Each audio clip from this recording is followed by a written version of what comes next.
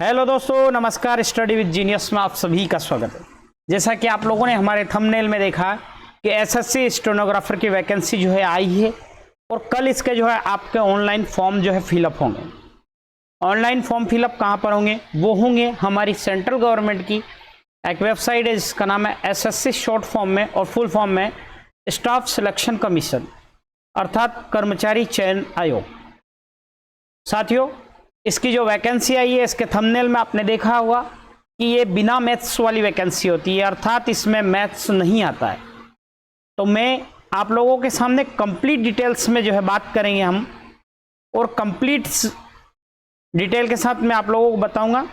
साथ साथ इसका एक अगला वीडियो आएगा, इसमें आपको उसका पूरा syllabus, previous year cut off और उसकी जो है स्ट्रेटजी पर भी बात की जाएगी, है ना। तो आपके मन में जितने भी सवाल आ रहे हैं, जितने भी सवाल है, सबका समाधान हो जाएगा, है ना, इस एक वीडियो में। बिल्कुल अंत तक रुके रहिएगा।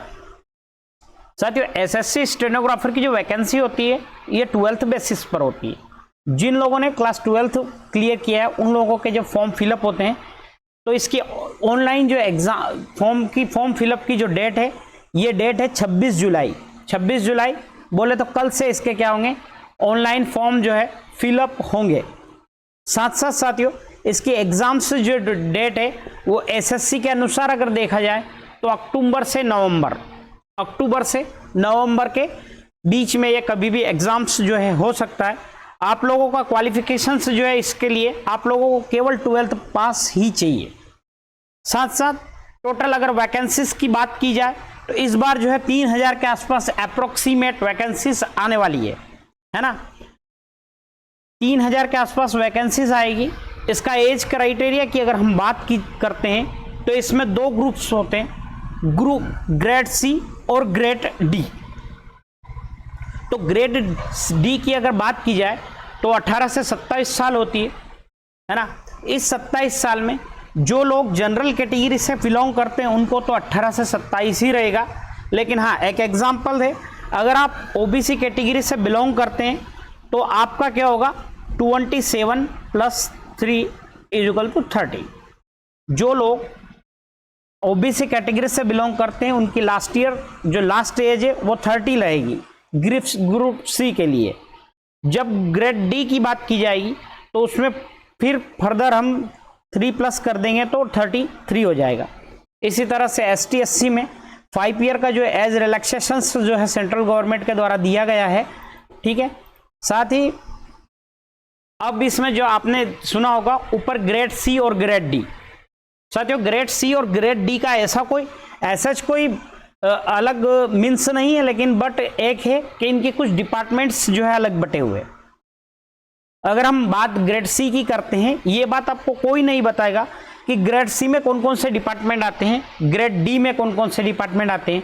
तो ग्रेड सी की अगर हम बात करते हैं तो ग्रेड सी में कौन कौन से डिपार्टमेंट आते हैं, मिनिस्ट्री ऑफ एक्सटर्नल अफेयर्स जो है इसी में आता है। इलेक्शन कमीशन ऑफ इंडिया कहां पर आएगा, वो भी ग्रुप सी में आएगा। सेंट्रल विजिलेंस कमीशंस, है ना, केंद्रीय सतर्कता आयोग जिसे कहते हैं, आपने सुना होगा, है ना, जिसके शायद पटेल करके कोई जो है इसके सीबीसी बने हैं इंडिया के फिलहाल, या हाँ शायद बने हैं या पिछले थे। साथ ही bureau of police research and development जो है ग्रेड सी के डिपार्टमेंट है। जब हम ग्रेड डी की बात करते हैं तो ग्रेड डी में कौन कौन से डिपार्टमेंट आएंगे, तो ग्रेड डी के तहत सीबीआई अगर आप ज्वाइन करना चाहते हो तो डायरेक्टली इसके थ्रू आप सीबीआई ज्वाइन कर सकते हैं, एनआईए ज्वाइन कर सकते हैं। सेंट्रल गवर्नमेंट की जो है एजेंसियां रहती है ना।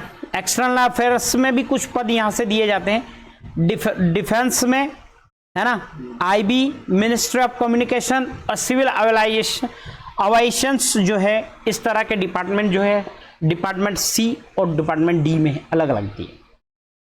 साथ ही आप लोगों को जो है इलेक्शन कमीशन ऑफ इंडिया, ठीक है। तो साथियों, कंप्लीट डिटेल्स जो है आप लोगों के लिए हमने जो है प्रोवाइड की गई है। तो आप लोगों को और आगे मैं फर्दर दिखाता हूं कि इसका सिलेबस क्या रहता है, प्रीवियस ईयर कट ऑफ क्या होती है, ये सभी चीज़ों पर जो है हम लोग चर्चा करते हैं। इसका किस तरह से जो है शेड्यूल्स होता है। तो साथियों, इसके हम सिलेबस की अगर बात करते हैं तो आपके जो सिलेबस में किस तरह से, सिलेबस में इसमें 3 ही चीज़ें मेंशंस है, और वो क्या क्या है। इसके पेपर में अगर आप लोगों को देखा जाए तो क्या आएगा, जनरल इंटेलिजेंस एंड रीजनिंग, जो कि 50 नंबर के आएंगे। साथ साथ जनरल अवेयरनेस की बात की जाए तो वो भी 50 नंबर का है। और इसमें इंग्लिश का वेटेज जो है वो 50% के आसपास है, अर्थात आपकी इंग्लिश जो है वो 100 नंबर्स की आएगी। इसमें मैं कंप्लीट वीडियो बनाऊंगा पिछले 10 साल या 5 साल के अंतर्गत किस टॉपिक से किस तरह के सवाल जो है पूछे गए हैं, इस पर कंप्लीट वीडियो जो है आपका स्ट्रेटेजी के नाम पर आएगा।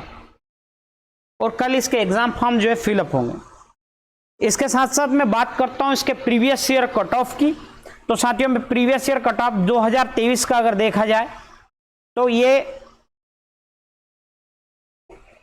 जनरल कैटेगरी में 147, 131, ओबीसी में 145, 125, एससी 136, 109, एसटी 128 से 88, और जो है ईडब्ल्यूएस इकोनॉमिकल वीकर सेक्शन जो होते हैं हमारे शेड्यूल्स, इनका जो है क्या लिया गया है 147 से 126। इस तरह से ये जो कट ऑफ है ये है 2023 के अंतर्गत हैंडीकैप्ड का। और जो है 2022 पे हम विचार करें तो ये कहीं ना कहीं 130 से 108, ओबीसी का 129 से 96 रहा था। मतलब पर ईयर अगर कट ऑफ देखा जाए तो बढ़ ही रहा है। इससे पहले ये 2021 का है साथियों, 21 में भी बहुत ऊपर रहा था। जनरल कैटेगरी में 147 से 131, 142 ओबीसी से 126, एससी की बात करते हैं 132 से 103, और एसटी की बात करते हैं 117 से 84।